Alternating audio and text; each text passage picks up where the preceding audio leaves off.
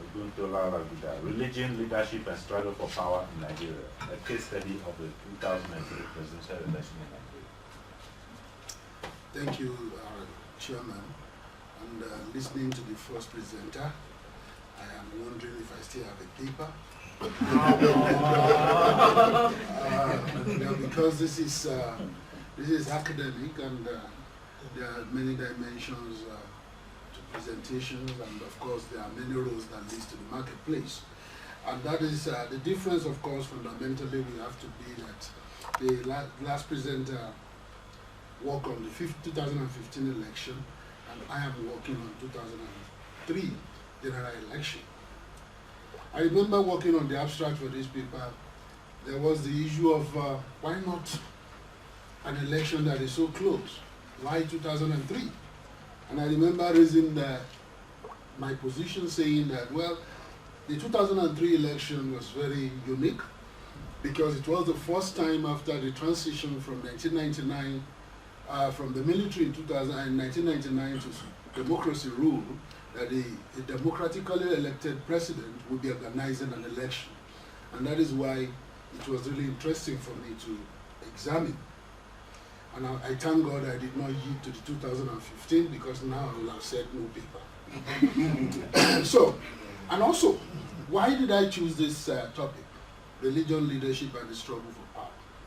It is the paradox that often emerge from the orientation of an average Nigerian who will tell you that he's a religious person and is guided by the dictates, the ethics, the doctrines of his religion. And that is very fundamental. Then you look at the leadership structure in Nigeria. Everybody, of course, will allude to religion, claiming once again that it is the religion that determines their leadership style and also the way they respond and adjust to the reality of statesmanship and governance in the land. And then you look at the struggle. How do you get this power? How do you seek and get that power that you want to use to govern the people? And then you start to see the paradox and the contradictions of saying, one, I'm a Muslim, and saying at the same time, I have to get power at all costs. And in some cases, recursing, going back and saying that people should go into violence to acquire power in all its ramifications. And that is just the main reason why I decided to do this job, asking the question, if you are really religious, and if you believe in the dictate of your religion, why then must the struggle for power become a do or die affair? I will just say that it is the same thing. The scenario in 2003 leading to election is almost the same thing for the scenario that led into the 2015 election. The only difference, there are two differences, or differentiation if you allow me. One is that there was no terrorism. Boko Haram was not on the landscape. The second was that the situation was not so tensed in 2003, because the incumbent president, of course, had the support of the North, the Northern Bloc, in seeking the second term. And that was fundamental in 2015 because it was a shift. But I leave that to those who are working on 2015 now.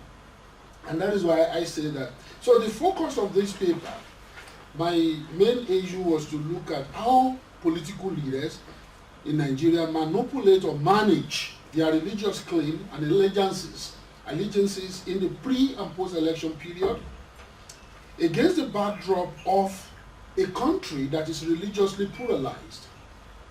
And I want to pay particular attention to the concept of power and authority as entrenched in the religion that are dominant in Nigeria as a central word in the interplay between religion and politics. I also seek to discuss the varying differentiation of religious and political domains in the political process, campaign speeches, sermons, prophecies, perception of individuals and politicians, and how, in my own mind, the use of the media in manipulating the mind of the people leading to the election. And then I draw a conclusion.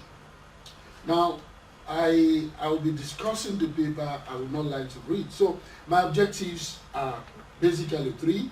I want to engage in the old-long interaction between religion and politics using the work of Benson Igboin in 2012, that of Laguda, that's my humble self, in 2008, Kuka 1998, and Bubakre in 1984.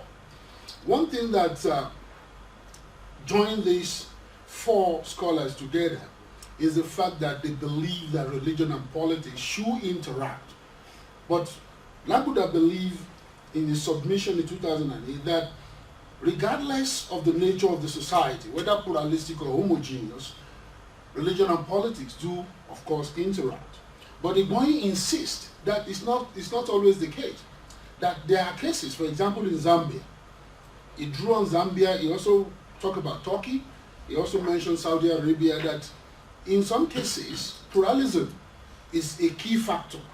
But in all this engagement, Abubakar, Kuka, and the rest of them, one thing stands out, that the nature of the society determines the kind of relationship that should ensue or emerge from the interaction between politics and religion.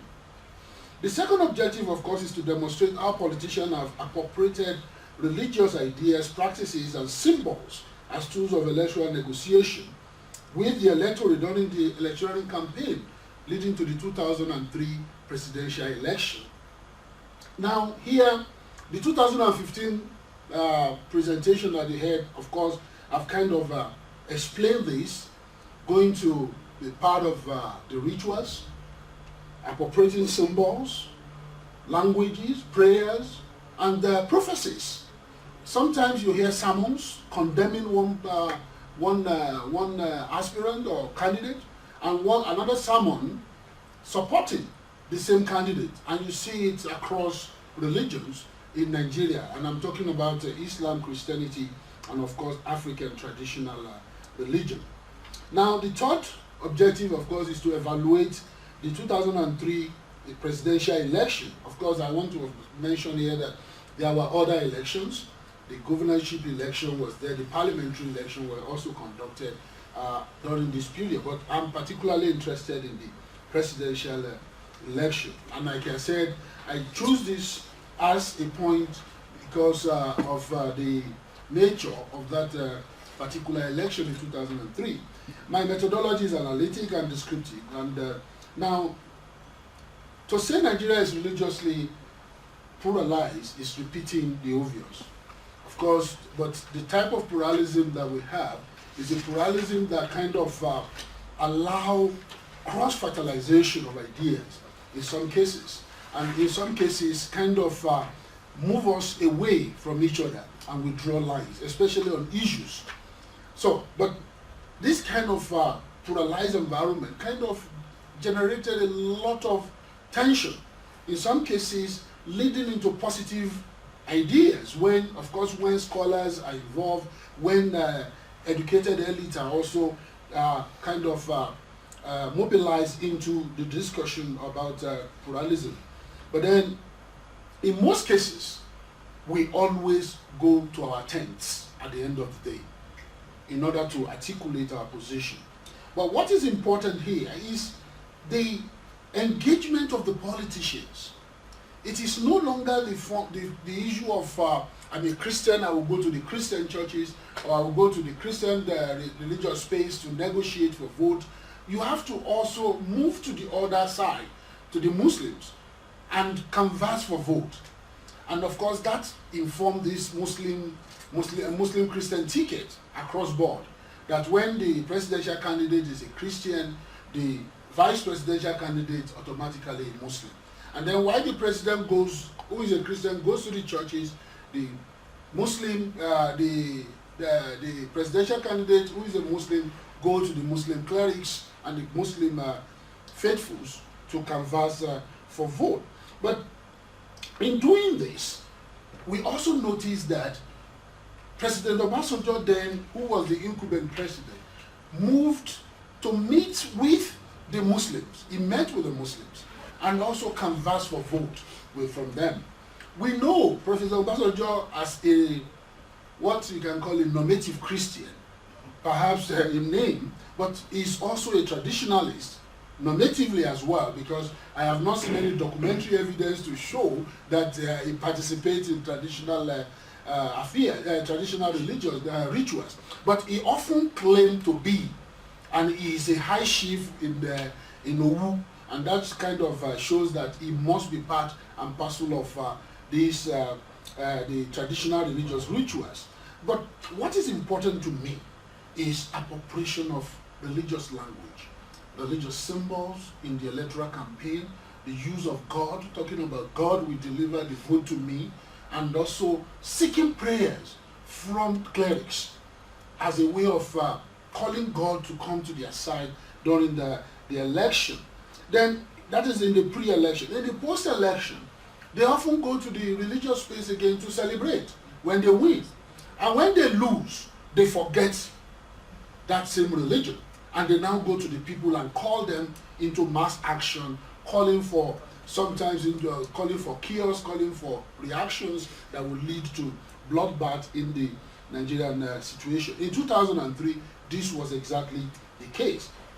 Now, it is important to me also to look at the issue of power and authority as we find it in the religion that dominates the Nigerian scape. And I try to look at what the three religions said concerning power and how it should be used by those who are in power.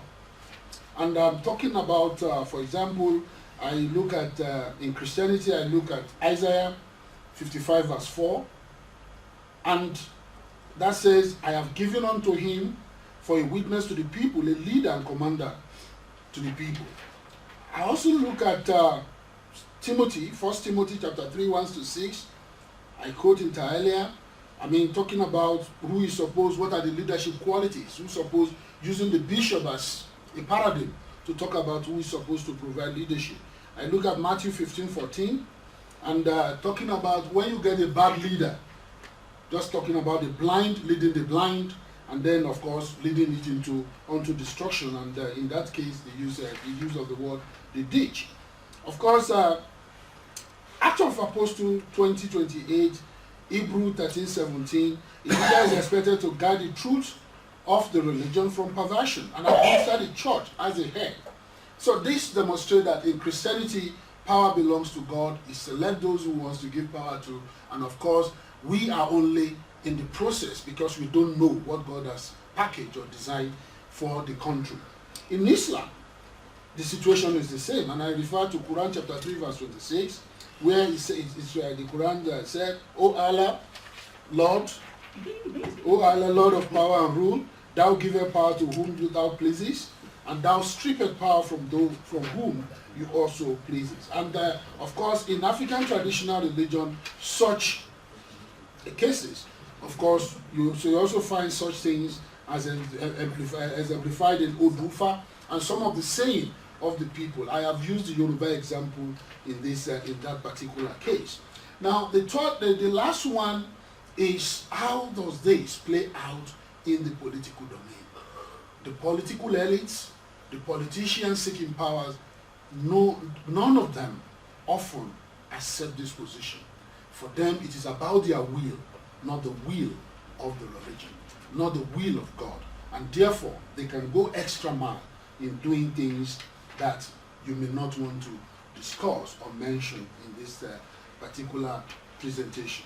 Now, to the presidential election, that was held in 2003, April 19 precisely, and it was conducted by Independent Electoral Commission, INEC in Nigeria. Of course, we had about 30-something candidates. We have, I have the data somewhere here. We have about 36 candidates for the election, and after the election, of course, there was incumbent President Olusegun Obasanjo was declared winner by INEC, and then there was pandemonium. Of course, it was so tense that the other political parties gathered themselves together under the auspices of concerned political parties of Nigeria, and then called for mass action against the result of the election.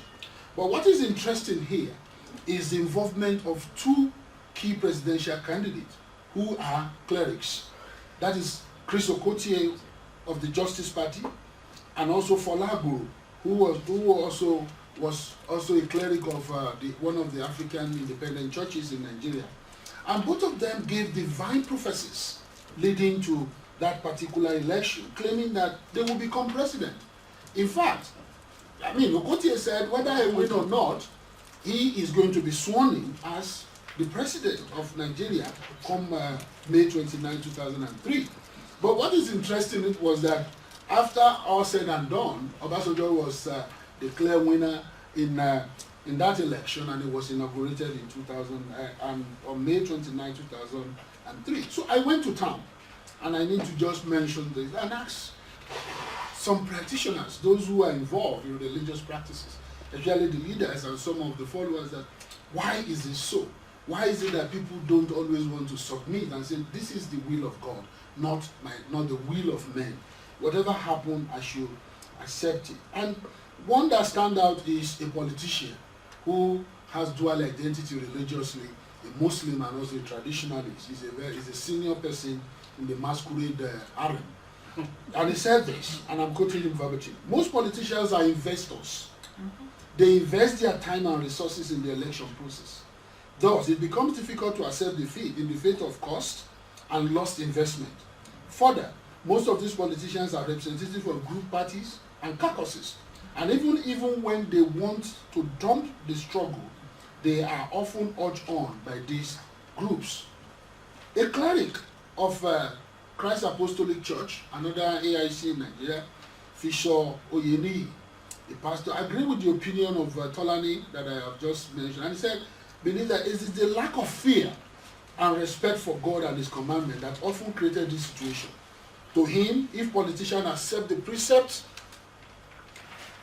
and doctrines of their religion, then the quest for leadership position will not be a do or die affair. Then the president of the Christian Association of Nigeria also admonished defeated candidates in the 2003 presidential election to accept the result of the election so that peace can reign in Nigeria. It is instructive to note that the current president-elect of Nigeria in 2015 actually was among those that called for mass action at that particular time. In fact, laying claim to his religious position as a Muslim, and thereby saying that people should go out there and fight for their stolen mandate. And it is very interesting because the demography of the election result did not show or demonstrate religious beliefs, but rather demonstrated ethnic and tribal affiliation in giving the mandate, the election, the victory of the election to the then incumbent president Olusegun Obasanjo. So what do I have? What have I discovered? First, I discovered that Nigerian politicians pay lip service to religion in terms of doctrine, ethics, and scriptural injunction when they seek power, or when they go into their election territories or trying to get power from the people. I also observed that the three religions in Nigeria are of the opinion that power belongs to God, and he gives such power to those whom he pleases. Then thirdly, judicial and extrajudicial means are often deployed by politicians in post-election scenarios in Nigeria. And that is just because in most cases, the Election Act in Nigeria allows that there are tribunals, election tribunals, where you have to go if you feel you are cheated or you think something untoward has happened in the election and you need to seek redress. But most often, in the 2003 election demonstrated that the politicians will rather use the extrajudicial means of calling for mass action rather than go for the tribunal. And that was the case of the CCPN, that is the concerned political parties of Nigeria, in saying that no, we should fight and we should make sure that the 2003 presidential election result should not stand. Then lastly, that the presidential election was not devoid of fraud, 2003, I must confirm that, because there are a lot of independent observers report, there are a lot of monitors report that shows that yes, there are fraud, there are manipulations, of course there are riggings, but then these are not big enough to discredit the election result as seen. So I present this for discussion. Thank you very much. Thank you very much. Thank you.